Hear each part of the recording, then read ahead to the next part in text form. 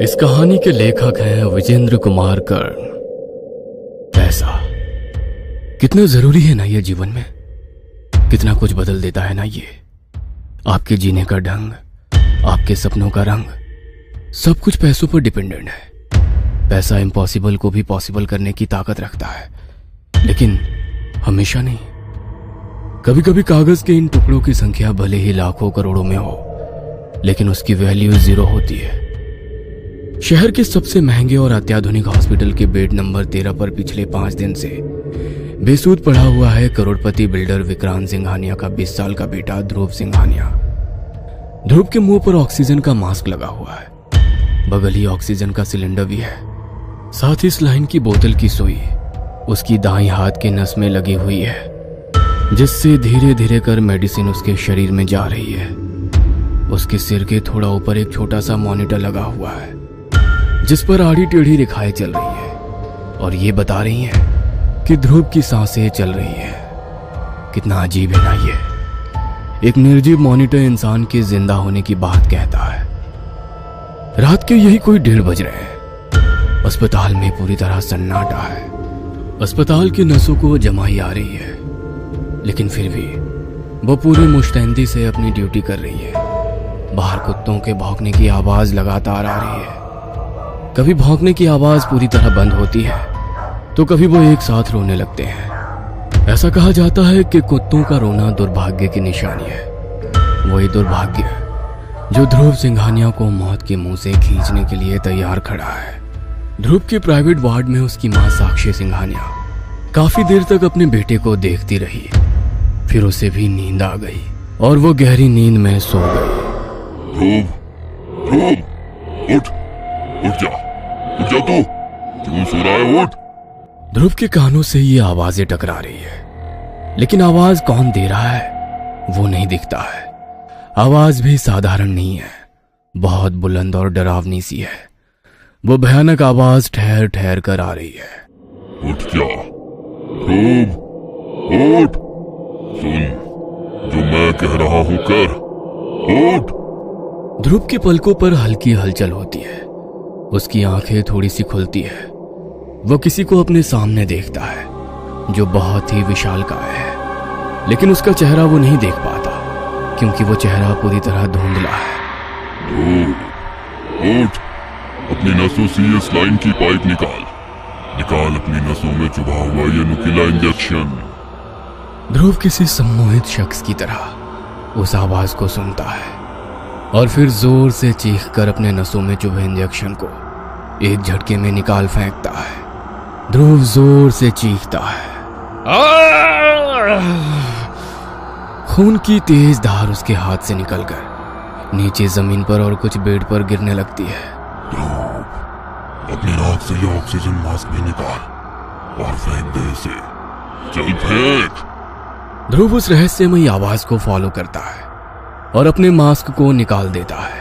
कुछ ही सेकंड में वह अस्पताल के बिस्तर पर किसी पर कटे पंछी की तरह तड़पने लगता है। कुछ सेकंड में वो उस तरह तड़पता रहता है और फिर बिल्कुल शांत हो जाता है। ऐसा लगता है कि सब कुछ खत्म हो गया है, लेकिन सब खत्म नहीं हुआ था। अभी तो शुरुआत हुई थी, एक भयानक शुरुआत। ध्रुव, नर्स, डॉक्टर। साक्षी सिंघानिया जोर से चीखते हुए बदहवास सी बाहर की ओर भागती है। नर्स, डॉक्टर, वो ध्रुव अपने बेड पर नहीं है। साक्षी की बातों को सुनकर अस्पताल का पूरा स्टाफ सकते में आ जाता है कि तभी 3-4 नर्सें जो चौथी मंजिल पर ड्यूटी में थी, वो भागती और चिल्लाते हुए नीचे आती हैं। कोई कुछ समझ नहीं पाता।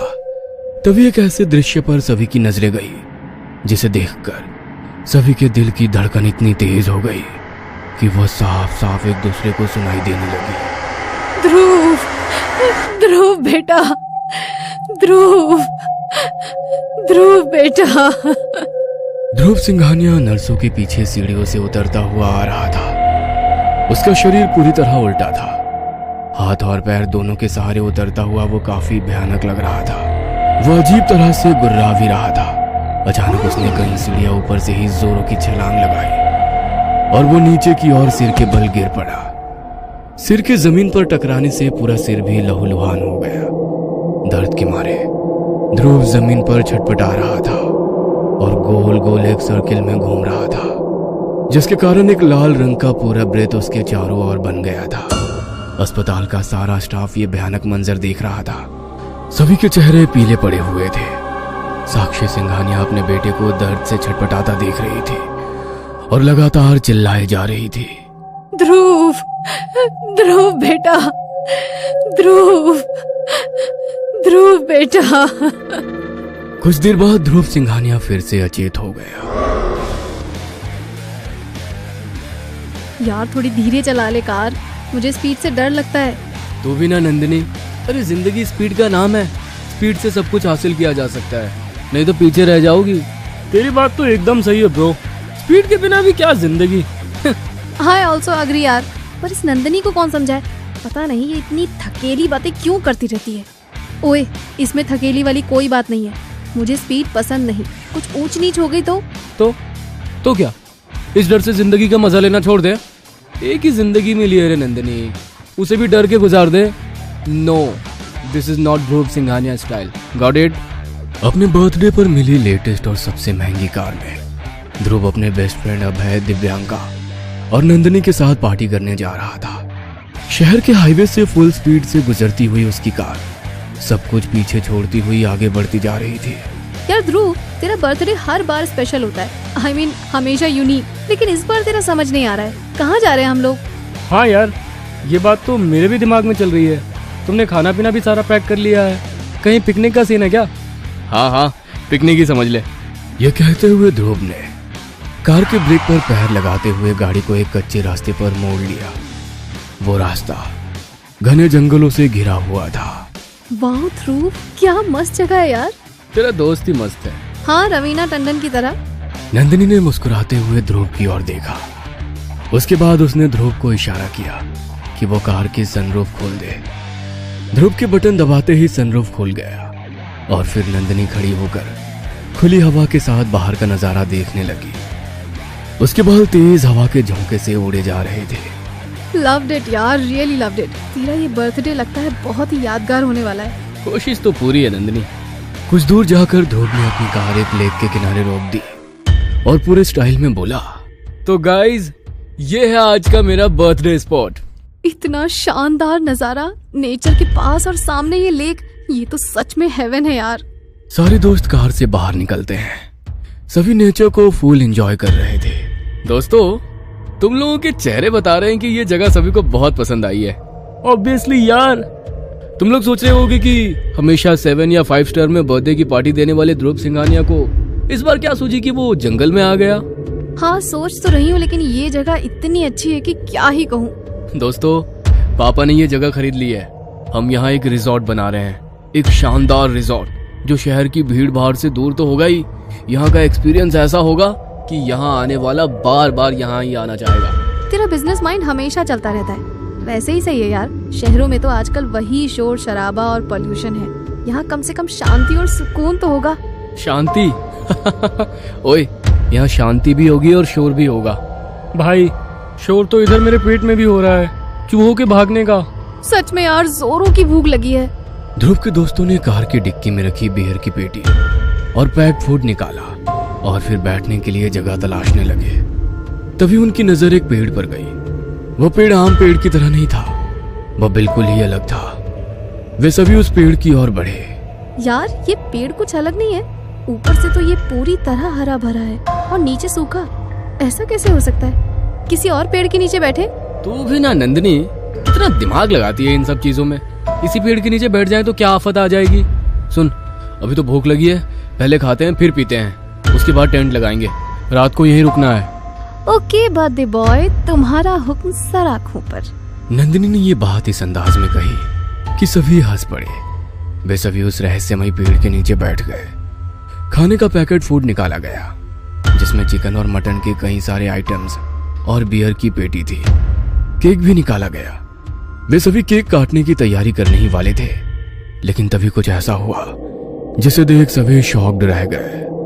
अचानक से वहां तेज आंधी चलने लगी, बहुत तेज। इस मौसम को क्या हुआ?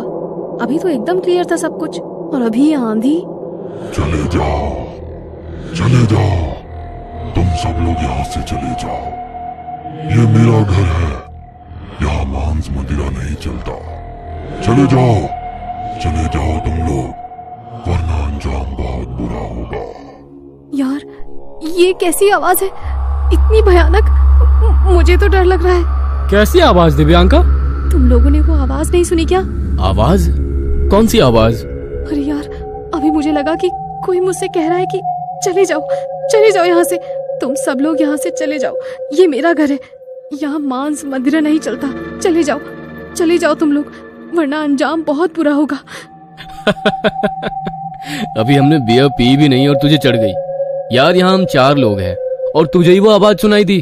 तुम लोग मेरा यकीन करो, कोई मुझसे ये कह रहा था यार।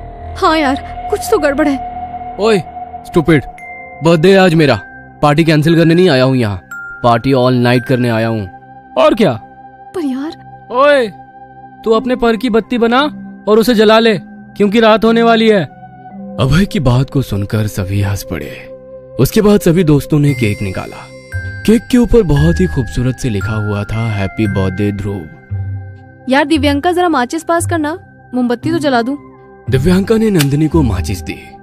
नंदिनी माचिस जलाने की कोशिश करने लगी, लेकिन माचिस की तिल्ली जैसे ही चलती, अचानक से तेज हवा चलने लगती और वो बुझ जाती। कई कोशिशों के बावजूद भी वो तिल्ली नहीं जली। बड़ा अजीब है यार, जैसे ही तीली जलती है तेज हवा चलने लगती है और तीली बुझ जाती है। तीली के बुझते ही हवा भी रुक जाती है, फिर तीली जलाती हूँ तो फिर से हवा चलने लगती है। नंदिनी की बातों को सुनकर ध्रुव ने अपनी जेब से लाइटर निकाली और नंदिनी से कहा, स्टूपिड, दिमाग से काम ले, अब नहीं बुझेगा। नंदिनी ने लाइटर जलाई, लेकिन फिर से तेज हवा चलने लगी। उसने बहुत कोशिश की कि वो नहीं बुझे, लेकिन ये हो नहीं सका। और सबसे बड़ी आश्चर्य की बात ये कि उसके बाद लाइटर जली ही नहीं। नंदिनी ने लाइटर ध्रुव को वापस कर दी। उसने उसे शर्ट की जेब में रख लिया। लगता है इस बर्थडे पर बिना मोमबत्ती जलाए ही केक काटना होगा। कोई नहीं, गाना तो गा सकते हैं। Happy birthday to you, happy birthday to you, happy birthday dear Dhruv, happy birthday to you. बिना मोमबत्तियों के ही केक काटा गया। सभी ने केक की एक एक बाइट ली। फिर उन्होंने मोबाइल के ब्लूटूथ से कार के स्पीकर को कनेक्ट किया और बॉलीवुड सॉन्ग बजाने लगे। इधर प्लेट में खाना भी निकाला जाने लगा। लेकिन तभी ध्रुव ने शर्ट की जिस जेब में लाइटर रखा था, उस जेब से अचानक से धुआं निकलने लगा। ध्रुव को इस बात का अंदाजा नहीं था, लेकिन नंदिनी की नजर अचानक से उसकी जेब की ओर गई। ध्रुव, ये तेरी पैकेट से धुआं कैसे निकल रहा है? ध्रुव कुछ समझ पाता उसके पहले ही उसके पैकेट से आग निकलने लगी। आग! आग! अरे, ये आग कैसे लग गई? ध्रुव भी पूरी तरह डर गया, लेकिन एन वक्त पर उसने अपनी शर्ट उतार दी और उसे दूर फेंक दिया। ओह माय गॉड, ये क्या था यार? ये आग कैसे लग गई? लाइटर तो जल ही नहीं रही थी, फिर ये कैसे हुआ? किसी को कुछ समझ नहीं आ रहा था। सभी के चेहरे पर डर साफ साफ दिख रहा था। इसी बीच ध्रुव ने माहौल को लाइट करने की कोशिश की। गाइस, जो होना था हो गया, चलो अब मूड की बैंड नहीं बजाते हैं, खाना खाते हैं। प्लेट्स में खाना निकाला जाने लगा। क्या मस्त खुशबू आ रही है यार, भूख तो और बढ़ गई है। तो पेट भर खा लेना भुक्कड़। सारे दोस्तों ने नॉनवेज खाना शुरू किया और साथ ही बियर का घूंट मारने लगे। बियर का घूंट मारते मारते अचानक नंदिनी की नजर उस पेड़ के ऊपर गई और वहां उसने जो देखा, उसे देखकर उसके रोंगटे खड़े हो गए। उसने देखा कि पेड़ की डाली पर कोई पैर लटकाकर बैठा हुआ है। उसके पैर बहुत ही लंबे हैं और उसकी 2 बड़ी बड़ी आंखें उसे गुस्से से घूर रही है। गाइस, वो देखो, वो कौन है पेड़ पर? वो हमें घूर रहा है गाइस, देखो उसे इधर। नंदिनी की बातों को सुनकर सभी ने पेड़ के ऊपर देखा, लेकिन वहां तो कुछ भी नहीं था। क्या यार नंदिनी, पहले से ही फटी पड़ी है हम लोगों की, और तू है कि? अरे पेड़ पर तो कोई नहीं है। नहीं यार ध्रुव, मैं झूठ नहीं बोल रही, मैंने सच में किसी को ऊपर देखा। वो हमें बहुत भयानक तरीके से घूर रहा था। कई बार फिर से सभी ने उस घटना को इग्नोर किया और चिकन और मटन का आनंद लेने लगे। साथ ही उसकी हड्डियां वहीं जमीन पर गिरने लगे। चले जाओ, चले जाओ, तुम सब लोग यहाँ से चले जाओ। ये मेरा घर है, यहाँ मांस मदिरा नहीं चलता। चले जाओ तुम लोग, वरना अंजाम बहुत बुरा होगा। इस बार वो अजीब और भयानक आवाज उन चारों ने सुनी। यार, ये कौन बोल रहा है? दिव्यांका, तूने अभी इसी आवाज की बात की थी ना? हाँ यार, मैंने इसी के बारे में बोला था, पर ध्रुव ने। मुझे कुछ समझ में नहीं आ रहा है। कहीं ऐसा तो नहीं कि हम लोगों को ज्यादा चढ़ गई है?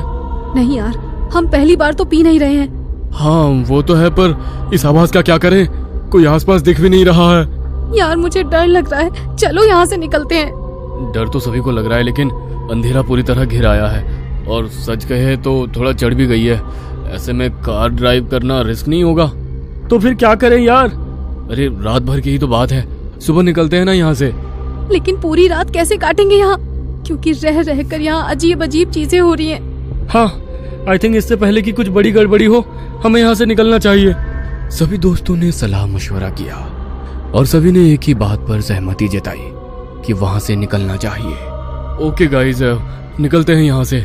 सभी लोग कार में बैठ गए और फिर कार अपनी स्पीड में वहां से निकल पड़ी। ध्रुव कार ड्राइव कर रहा था। सभी दोस्त डरे हुए थे। ब्रो, ये कैसी जगह खरीद ली तुम लोगों ने रिजॉर्ट के लिए? मुझे तो ये कोई भूतिया जगह लगती है। अबे यार, सस्ती मिल रही थी तो ले ली पापा ने, वो भी मेरी जिद पर। अब ये भूतिया है या नहीं, ये कौन पता करता है। ध्रुव की कार आगे बढ़ रही थी। सारे दोस्त धीरे धीरे नींद की गोद में समाये जा रहे थे, लेकिन तभी ध्रुव की नजर कार की मिरर पर गई। उसने देखा कि उसकी गाड़ी के पीछे एक 15 से 20 फीट का विशालकाय इंसान दौड़ा चला आ रहा है। उसके चेहरे पर अलग ही तेज है, लेकिन उसके सिर पर 2 सींग निकले हुए हैं। चेहरा किसी राक्षस का है। उसके बदन पर जने हुए हैं, लेकिन पूरा बदन खून से लथपथ है। उसकी सुर्ख लाल आंखें ऐसी थी जैसे कि चूल्हे में गर्म कोयला। वह इंसान और राक्षस का मिश्रित रूप था।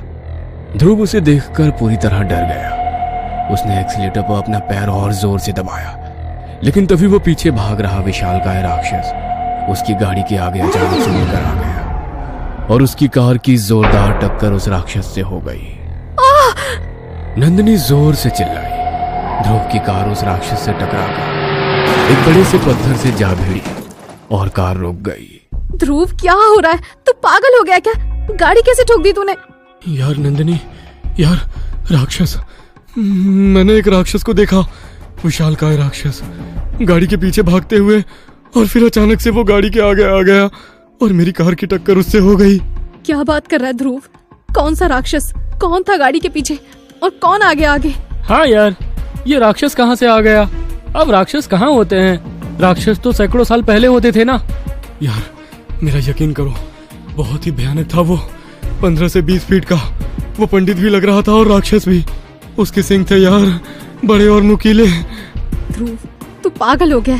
हमारी ही गलती है, हमें तेरी बात नहीं सुननी चाहिए थी। हम सबको चढ़ी हुई है, हमें रुकना चाहिए था वहीं। लेकिन क्या करते दोस्तों, देखा था ना वहाँ क्या क्या हो रहा था हमारे साथ। नंदिनी अपनी बात कही रही थी, तभी ध्रुव के फोन की घंटी बजी। उसने जेब से फोन निकाला तो उस पर दिव्यांका कॉलिंग लिखा आ रहा था। ध्रुव ने गाड़ी के पीछे की ओर देखा। कुछ देर पहले तो दिव्यांका गाड़ी में ही थी, फिर वो कहाँ गायब हो गई और उसका कॉल कहाँ से आ रहा है? ध्रुव, ये दिव्यांका का कॉल कैसे आ रहा है? वो कार से कब उतर गई? अभय के साथ ही तो बैठी थी वो। ध्रुव ने फोन उठाया। ध्रुव, यार ध्रुव, जल्दी आ, जल्दी आ यहाँ, मैं यहाँ फंस गई हूँ, पूरी तरह से फंस गई हूँ। मुझे बचा ले यार, बचा ले। उसी पेड़ के पास आ जा यार, प्लीज आ जा। उसके बाद दिव्यांका के चीखने की आवाज आई। ध्रुव समेत किसी को कुछ समझ में नहीं आ रहा था। उन्हें बस इतना पता था कि वो किसी मुसीबत में फंस गए हैं। यार मुझे बहुत डर लग रहा है, कुछ अनिष्ट का डर है, कुछ बेहद बुरा होने वाला है। नहीं, कुछ नहीं होगा, कुछ नहीं होगा। पहले दिव्यांका को बचाना होगा हमें, वो किसी मुसीबत में है। ध्रुव ने गाड़ी मोड़ी और फिर वे सभी उसी पेड़ की दिशा में जाने लगे। सभी के चेहरे पर एक मुर्दा खामोशी थी। थोड़ी देर बाद वे सभी वहां जा पहुंचे। दिव्यांका, दिव्यांका, दिव्यंका, कहाँ हो यार? जवाब दो, हम आ गए हैं। दिव्यंका, दिव्यंका। रुको, मैं उसे कॉल करता हूँ। अभय ने दिव्यांका का नंबर मिलाया। घंटी जा रही है यार। Come on Divyanka, pick up the phone यार, पिक अप द फोन। वे सभी उसी पेड़ के नीचे खड़े थे। अचानक नंदिनी के चेहरे पर पेड़ के ऊपर से कुछ गिरा, कुछ गीला गीला सा। नंदिनी ने अपने चेहरे पर हाथ लगाया और फिर जब उसने अपने हाथ की ओर देखा तो वो चीखते हुए बोली, ध्रुव, अभय, ऊपर देख, ऊपर देख यार। नंदिनी के चेहरे पर जो गिरा था वो खून था, दिव्यांका का खून। दिव्यांका उसी पेड़ के ऊपर लटकी हुई थी। उसके शरीर पर कई जगह दांतों के निशान थे, जिससे अभी भी खून रिस रहा था। दिव्यांका! यार, यार ये क्या हो गया यार? ये सब क्या हो गया? तभी नंदिनी ने देखा कि अभय वहां नहीं है। ये अभय कहाँ चला गया? उसी समय उनके कानों में मोबाइल की घंटी की आवाज आई। वो आवाज दूर झाड़ियों से आ रही थी। नंदिनी, अभय दिव्यांका का फोन ट्राई कर रहा था, वो जरूर इधर ही गया होगा। दोनों झाड़ी की ओर बढ़े, लेकिन तभी अभय के भी चीखने की आवाज आई। ध्रुव, इधर मत आना, मत आना इधर। नंदिनी, इधर मत आना, यहाँ एक राक्षस है। ध्रुव और नंदिनी ने अभय की कपकपाती आवाज सुनी तो वे भीतर तक सिहर गए। यार, हमें अभय को बचाना होगा। हाँ यार, चल। लेकिन वो उस तरफ बढ़ते, उसके पहले ही अभय का तड़पता और लहूलुहान शरीर उनके आगे आ गिरा। भाग, भाग यहाँ से, भाग। ध्रुव ने नंदिनी का हाथ थामा और बदहवास सा भागने लगा। वो भागता रहा, भागता रहा। चांद धीरे धीरे आसमान से गायब हो रहा था। कुछ घंटों बाद सूरज नई रोशनी के साथ झांकने लगा था। ध्रुव और नंदिनी अभी भी भाग रहे थे, लेकिन अब वो जंगल नहीं था जहां वो भाग रहे थे। वो थी शहर की पक्की सड़क। यार, प्यास लग रही है, बहुत जोरों की प्यास लग रही है, गला भी सूख रहा है। मेरा भी यार। कुछ देर बाद उनकी नजर सड़क किनारे खड़े नारियल पानी वाले पर गई। वो भागकर वहां पहुंचे। भैया, नारियल पानी पिला दो। कहां से भागे भागे आ रहे हैं साहब? भाई, अभी पानी पिला दो, बाद में बताते हैं कहां से आ रहे हैं। नारियल पानी वाले ने ध्रुव की बात को सुनकर मुंह बना लिया। उसने नारियलों के ढेर में से एक बड़ा सा नारियल उठाया और उसके ऊपर अपनी नुकीली छुरी को जोर से मारा। लेकिन तभी जो हुआ उसे देखकर ध्रुव का शरीर पूरी तरह कांपने लगा। उसने देखा कि नारियल पानी वाले की जगह पर वही राक्षस खड़ा है और उसने नारियल पानी पर नहीं, नंदिनी के गले पर प्रहार किया है।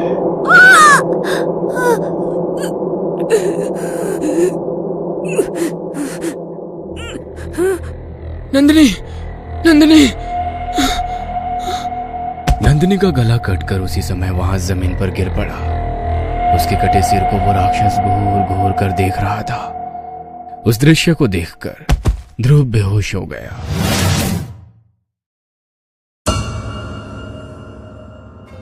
ये कहानी आपको अच्छी लगी हो तो हमें सब्सक्राइब करें, हमारा इंस्टाग्राम और फेसबुक पेज जरूर फॉलो करें। और हाँ दोस्तों, सब्सक्राइब करना भूलना मत।